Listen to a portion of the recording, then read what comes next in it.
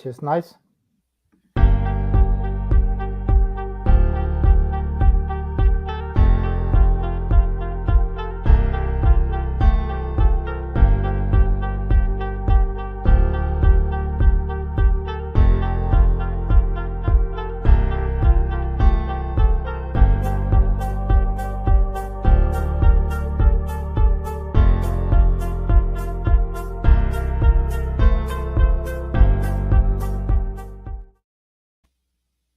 All right. Hello, everybody. Small group today. Welcome to the weekly Epiphyte stream. This is a small group and going to be a short one because of the July 4th holiday in the US. So a few of our core members are on a plane or in an RV already and couldn't make today. But we do have a couple of really cool updates that I do want to go ahead and share. But before I do that, Jochen, Jay, how you guys doing? Very good. Thank you. Yeah. Jochen, I know we're talking, I think this week at some point early in the morning, my time. I know you're making some cool progress on your little sort of parallel effort, which is excited to hear more about. Very cool. And Jay, how about yourself? I've been exploring and looking at powder coating technology. We're having the trouble with the sorbent being sort of physically in a box held in place, and there's a whole industry built up around using powder coatings. It has advantage of not being wet, so you don't have runoff and dripping, and or you can add powders to liquid mixtures, and I'm thinking possibly that sorbent can be run in a flow in an airstream instead of being totally captured. That but is I haven't found. It's just an idea, but I haven't found the parts or concepts that I can share yet, or worth sharing, or how to make a prototype of something like that. When I lived in Arizona, we had dust devils all the way, and they could be, 20 or 30 feet tall, and you have all these particles swirling around. If we could capture that and just run air through the sorbent through sort of a constant basic dust devil type thing, that's super cool. Interesting idea. Might create new problems and solve old problems. Maybe. I don't know. A lot of things I can't work out quite yet.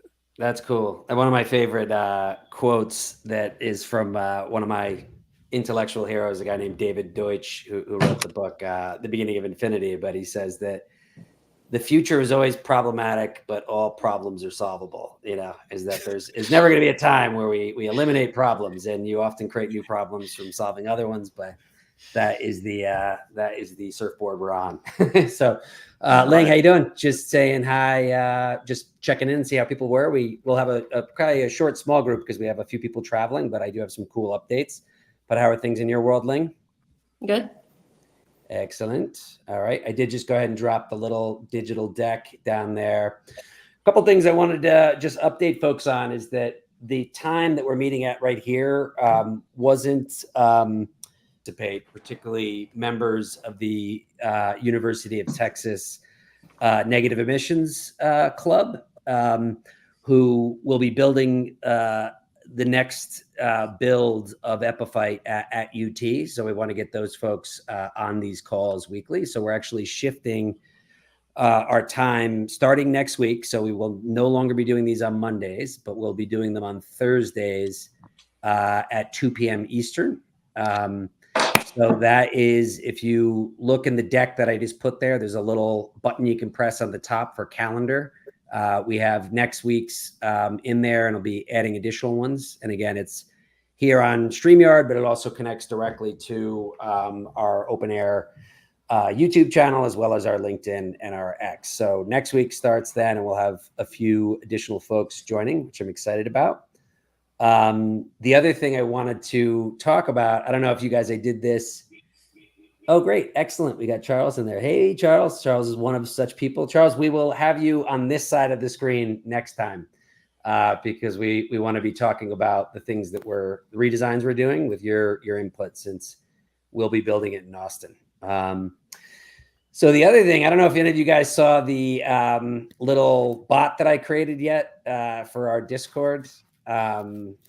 So it's a work in progress, but I figured I would show it and explain it. But I think it's helpful for both onboarding, but also for asking a lot of different questions. And so the skinny of it, and I'll show you, we can even play around with it for a second on the Discord, but the idea is could we create a separate dedicated LLM, large language model, like a ChatGPT, just for Epiphyte, where we throw a lot of documents that are related to our project, but also journal articles, guides, textbooks, other stuff, spec sheets for products into the data pool and see if we can get helpful answers. So it could help new people to the channel, be like, what's Epiphyte? And then it could give them an answer. Who's working on it? What's the status? But then more technical questions that we're trying to figure out, it can scan the whole body of literature and at least give us some answers. Not to say that that is gospel or perfect, but at least a way to, needle in the haystack a little bit and try to find some interesting ideas. So what I built the LLM last week, and it probably has about 150 documents in there, including stuff about our project, but a lot of stuff about sorbents and heating systems and things like that. And we'll just keep throwing new things in there as we go along. But I'll just show you how the bot works, which with the help of ChatGPT, I was amazed that I was able to get the Python script to do it, but it took me about 3 hours over the weekend. And I will show you it right now. Here we go. Oops, that's not it. I'll do the whole screen. Okay. So let me shut this down here. Okay. So this is what this bot does is on our Discord, we have a specific channel under R&D for Epiphyte. And this is where, people talk about stuff that, is pertinent to the project in between weekly meetings. And this bot now, which is at epiphyte.ai, if you call that in the chat, just in this channel, it'll start giving you certain answers. And you can see some of the ones that I asked up here, which were like, are there any technical details on the Luatit sorbent, which is the one that we bought as a replacement for the zeolite. And it gave, pretty good information about that. But what was cool was that I also uploaded a bunch of documents that are instructions on how to do a wash coating process with a honeycomb monolith. And, I asked, is Luatit probably appropriate for that because of the high heat requirements? And this gave an answer that a real human being who knows a thing or two about this suspected that it probably wouldn't be, because the high heat that's required for this process would destroy the Luatit. So that's a very technical question, but some of the early questions that I played around with up here were also more related to, can you give me a summary of the current status of Epiphyte? And it gave a pretty good, answer to that. So I think it could be helpful. This is a little description of basics of what a honeycomb monolith wash coating process is. So hoping this will add to our efforts, but curious to get any questions from you guys first about what it's all about and, thoughts.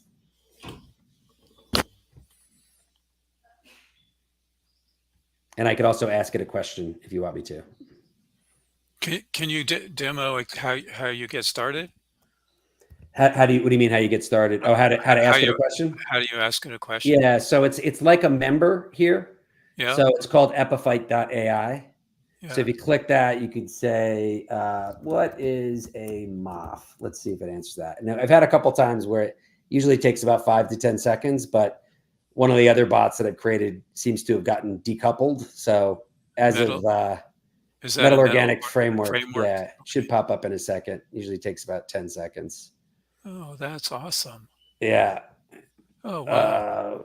And you said you got this working in only 3 hours? I'm not worthy here. That's really Well, great. it's to me, I mean, people who think artificial intelligence makes people dumber, it actually makes people smarter by allowing them to do things that they previously couldn't do. So I was able to get the code and keep iterating on it. Then you could ask of MOPS for direct air capture. So again, it's just the start, but I think it'll be exciting as we keep adding more and more documents to the back end based on what we're trying to solve for. That it could probably wind up cutting a lot of time. So anyway, that's how it works. Oh, that's cool. Chris, I sent you most of my CO2 capture library I had in Zotero. Yeah. Did you get that? Were you able to use it, I open it? haven't yet, just because it's a bit manual, the process. And there's another bot we created for OpenAir called OpenAir Buddy, which answers people's questions about how to be an OpenAir member and what are things that they can work on. And so I've been kind of doing both those over the weekend. But anyway, you can see this is a pretty good answer actually that it gives for MOFs. And the reason why I put that one in there is we might have to do a MOF sorbent or an alkali carbonate sorbent if we do want to use that honeycomb monolith process. So anyway, I am going to stop it there. And yeah, that's When you feed it documents, are those PDFs? yeah, So PDFs so exactly. you could feed it all kinds of papers about sorbents? Oh yeah, I have. There's probably about 20 papers in there about sorbents, comparative reviews of sorbents. And so we could ask it all kinds of sorbent questions already, but Okay. the sky's the limit. You could add as many. And the other cool thing about this is there's a cost to using this, but one of the LLMs that we're creating at OpenAir is for general public use. It's called CDR.ai, and that'll be out on July 5th. At least it'll be internally available. And that has 800 articles in it so far. And that's going to be on our website so that anybody, anywhere, we want people to use that maximally. But when you do that, you have to cut some of this sort of, not quality, but the amount that it goes, how deeply it goes into the documents, because that's a cost. But for an application like this, that's going to be private and just within our Discord, we can actually make it dig deeper into documents, have like a richer analysis of it, because it's probably only going to be, right now, 5-10 people working on it, upper limit, dozens of people working on it at any given time. So we can afford that. So, hey, Christina. Not sure if you saw how's it going? Hey, I'm not sure if you saw the little bot that I made for Epiphyte. Yeah, very nice. Yeah. So I was just using today, which is our sort of 4th of July week. I'm glad we have 5 people on, but we don't have David or Seth. But I just was taking some time to both demonstrate that. So I would say if any of you guys are looking at articles that seem to be of value to us, just DM them to me on the Discord or put them in the Epiphyte thing, and I'll just add them to the back end to the data pool. But let me know if you have any questions. Otherwise, we can move on. I don't know if there's any other updates. The other one, Christy and I mentioned at the top of the call, is we're switching these to Thursday afternoons so that a couple of other people can join, like the UT Austin team that'll be building the next Epiphyte. They couldn't make this call on Mondays. And then a few other people. And I also just sent out our first, now that we had the time set for the meetings, we have a few hundred people in our mailing list that indicated an interest in Epiphyte. So I just sent them out a newsletter specific to Epiphyte, kind of giving people updates when we meet, a link to the GitHub, et cetera. So that'll probably affect our viewership starting next week. All right, that sounds good. I definitely want to get a DOI going if we're going to do that and get the GitHub kind of finalized. Do we have any updates from David on the document he was working on? Is that anywhere in the Google Drive that we could get into the GitHub? Let me see. There is a document that I just found today when I was sort of looking around to see what we have. I got to see when the last edit is on this, but we can. He is answering on Discord, so I can ping him and see if it's finished. I can do that as soon as the call is over. That'd be great. It doesn't need to be like totally final, just something that sort of is, even something that just sort of lists the sensors would be good. Ideally, something that explains how they're connected, or points to something in the code or whatever. But yeah, just to be able to explain how everything gets hooked up would be a great help. And if I would really like to have that in the repository before we do a final release. I guess we could do a final release without doing that, but it would be much better if it sort of is like relatively self-contained and really reflects the work to date. Because then people will have something to fork from that is actually consistent. Absolutely. Agreed. Christina, just for my own indulgence here, I'm just curious because there are documents related to that question that are in the LLM. I'm curious how well I could answer it, or at least get us in the right direction. Not that it's going to be enough for you, but if you were to ask that question that you're primarily seeking from David, so it's how are the sensors connected to the... Would it be able to guess? No, it can't. It only entirely restricts it. It's pretty low creativity that I put it on. So that's probably for the best. Yeah, I agree. Connected to is it sort of the software, or what's the software for it? Or I'm just curious to ask a question and see if it gets us anywhere in the ballpark of what you're seeking. I mean, what I am seeking is pinouts. And if it did generate those, I would not trust them. But at a basic level, a like 2-paragraph thing saying like what the sensors even are and where they are situated would be better than nothing. Yeah. So I've sort of keep losing track of the Google Drive folder. That's one of the issues that I'm having. So if there is I think there's a document in there. I don't know. I have that issue too. Yeah. I don't know. I mentioned that last week. You also have lost track of the Google Drive folder? Does anybody happen to have it handy and could share screen? Yeah, I'll get it. I put it in the... I feel like David has access, or David owns that folder, doesn't he? Yeah. Let me take a look here. I could try to find it right now.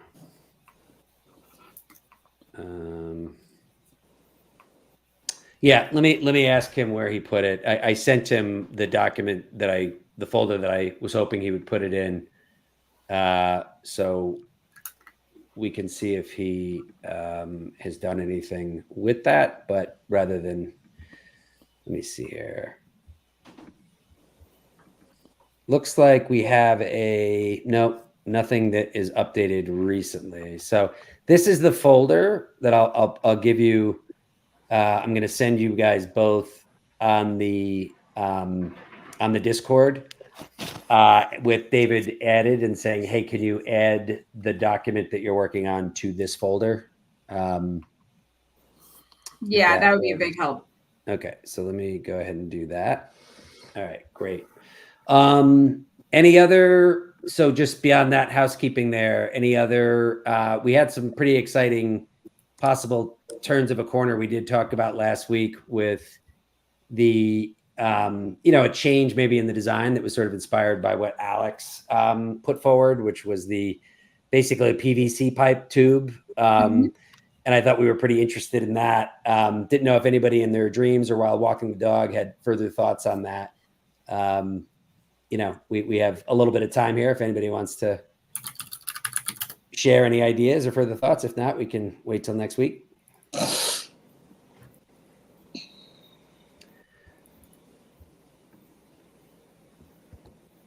All right. We will wait till next week. All right, cool. All right. Well, with that, we can jump off unless anybody has anything else to share. And we can, again, pick it up next week with the UT people on Thursday and probably a larger audience because of my newsletter. But if nobody has anything else, we can hop off. All right. Thanks, everyone. Sound good? Okay. Thanks, guys. All right. Bye. Have a good week. You too. See ya.